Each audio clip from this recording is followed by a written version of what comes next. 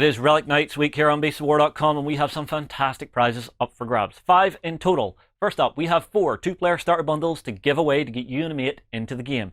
These will include 2 starter factions of your choice with the rules you need to play.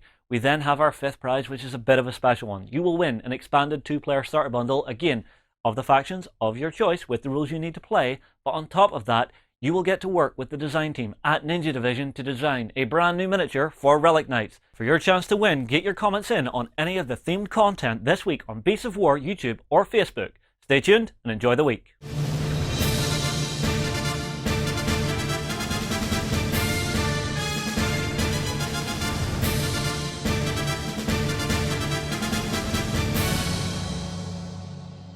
So, hi guys, welcome to Relic Knights week here on Beasts of War. I am of course joined by John from Ninja Division, and today we're having a look at the Noh Empire. Yeah. Who are these guys? The Noh Empire are a recent addition to the Relic Knights universe in as much as they're extra-dimensional. They have come in from another part of space entirely to ravage, to raid, and to pillage, and to take slaves.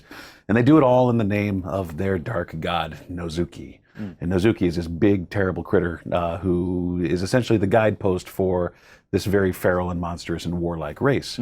So this race, in particular, visually look very, very much like some of the Japanese-style Oni. They have a very bestial... I'm seeing guys rocking around with gigantic tetsubos. Oh yeah, monstrous tetsubos, cleaved weapons, big hair, giant tusks, red and purple skin. I mean, they are as fearsome as monstrous as it can be. They represent the sort of red-colored Esper in our universe, which is very much all about destruction and entropy. Whereas they might have intrigue within their own society, they are here to destroy. And in this whole run-up of competing to see which one of the Esper types is going to be ascendant at the end of time, their god, Nozuki, from their dimension, in fact, was the winner of this grand, galactic struggle, and his intent, of course, is to come here and to make that happen in this galaxy as well. Okay. And so they're on a mission.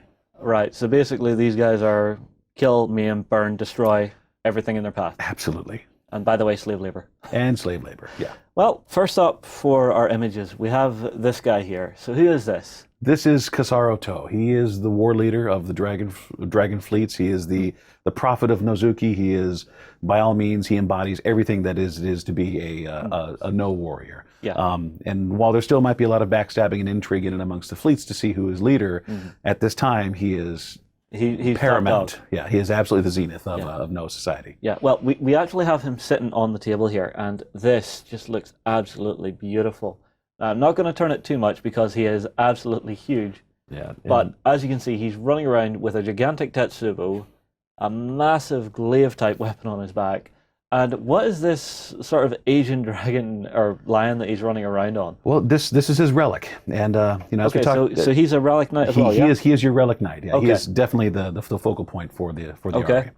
And as we talked before, the relics are very much a part of the personality of their rider and of their bearer. So his form is as bestial and monstrous as his connection to his entropy type, his Esper type is. Yeah, and it's got essentially, it's as if there's a furnace burning inside this with the paint job you've done. It's absolutely beautiful.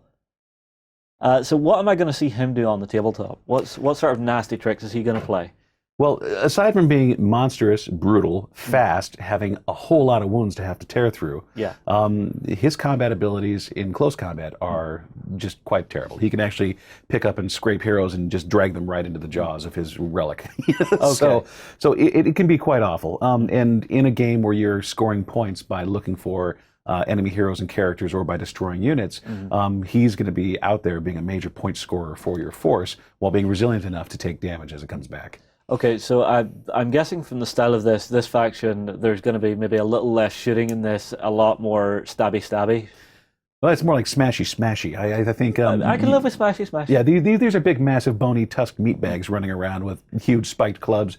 Yeah. But at the same time, this is also an advanced civilization that uses teleportation technology and ships and all manner of things. So their preference for close combat weapons is more about a code of honor in and amongst themselves as to how they choose to deal with an enemy. And those that fall outside of that often fall on the fringes of society. But when they do, you're going to get characters like this, who is one of the more useful minions in your force, who's a render. And a render has a big Hydra's breath cannon, basically like a big plasma beam. And occasionally, no characters and minions will cart around some of their more esoteric weaponry in place of massive cleavers or big smashy weapons. Oh, this guy looks absolutely insane. That's really cool.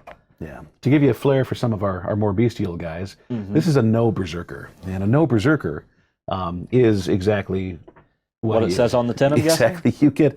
You get a couple of those in our main starter box as kind of a kickoff. And they're big, they heal quickly, they're ferocious, they get into combat, and they really exemplify what it means to be a big, scary-looking Noh warrior. Yeah. Do we have another one of these sitting? Yeah. We do. We got 2 here for the squad, and you get 2 different-looking models here. Yeah. So you've got one running around with massive cleavers, the other with an iron tetsubo, and they look as if they would just wreck house if they got into close combat. Absolutely. A neat exploration of the Noh faction and of the Noh race also uncovers a few extra things as well. Okay. One of those is that they have a very distinct priest class, and their priests, being closer to their Esper type, are in fact a little more serpentine, a little more tricky. They follow the aspect of the Hydra. Which is also one of the important flavors of Nozuki in his presence. And they're primarily going to be female as opposed to male in this sense. So this is one of our serpent priestesses. And they're very tricky because they deal with a lot of entropy-style attacks. You're going to have things like degradation of armor. You're going to have manipulation in and amongst just their ability to. So we're going to see a lot of debuffs coming out of these then. Absolutely, and that's really the main strength of the Noh, is that they will debuff down areas where they had lacked strength themselves. They don't have a lot of armor. They rely on their size and of their stature to be able to take damage and move around.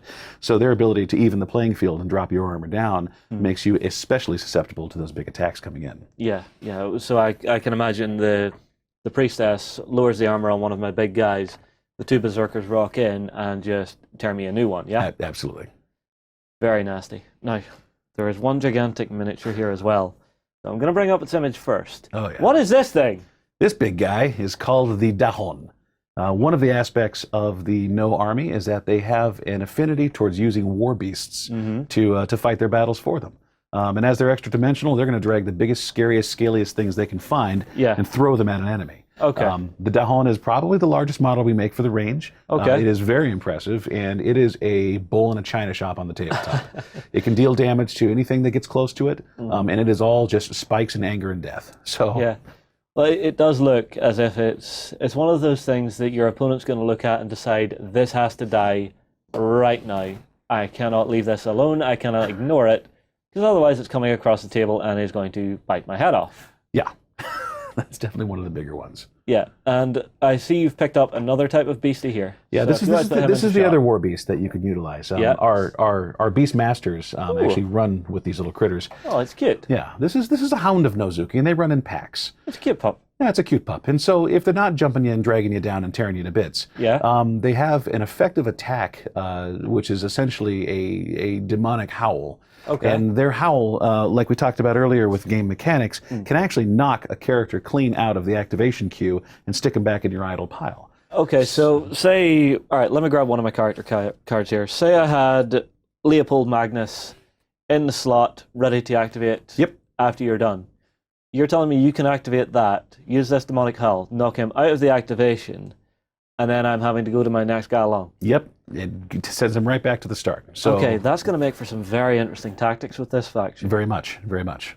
Very, very cool.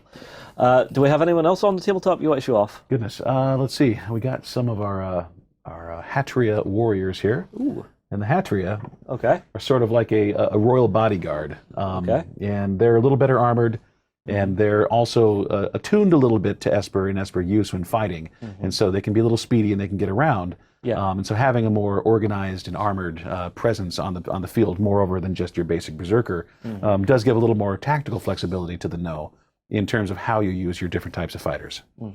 This is very, very cool. So overall playstyle for this faction, what would you say it's going to be? Aggressive. A lot of player feedback has always questioned the use of close combat in a game where there is no range for ranged attacks, but careful movement, clever play ensures that you get stuck in very quickly and you can apply overwhelming force to areas where people would normally feel quite comfortable having a rifle.